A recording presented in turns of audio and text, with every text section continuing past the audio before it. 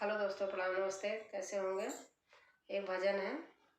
आप हमारी पूरी वीडियो सुनने के लिए बेल आइकन प्रेस करेंगे, सब्सक्राइब करेंगे, हमारी पूरी वीडियो आपको दिखेगी। अच्छी अच्छी भजनें हैं। जो भी आप कहेंगे कि ये चीज़ सुना दो, मैं वो सारे सुना दूंगी। आपको कमेंट में लिख के ज़रूर बताना।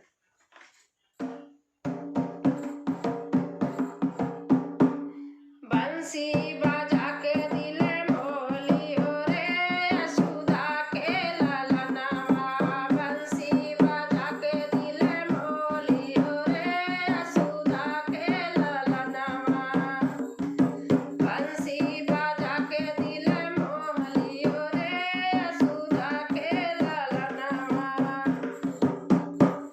दैया मातत रहे अपने भवन में, दैया मातत रहे अपने भवन में। पीछे से मटकी फोड़ दियो रे, यशोदा के ललनवा। पीछे से मटकी फोड़ दियो रे, यशोदा के ललनवा। बंसी बाजा के दिल मोली हो रे, यशोदा के ललनवा। बंसी बाजा के दिल मोली हो रे, यशोदा के ललनवा।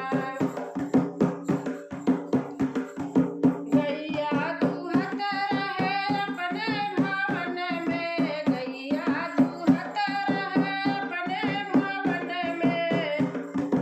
पीछे से बछड़ा छोड़ दियो रे, यशोदा के ललनवा।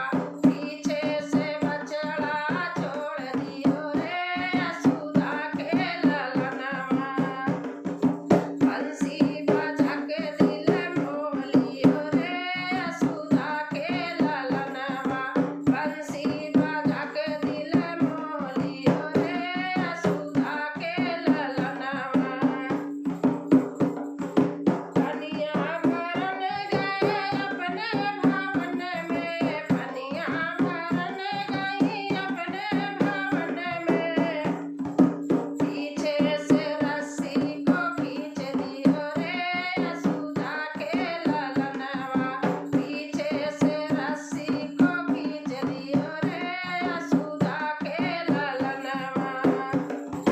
बंसी बाजा के दिल मोली हो रे, यशोदा के ललनवा।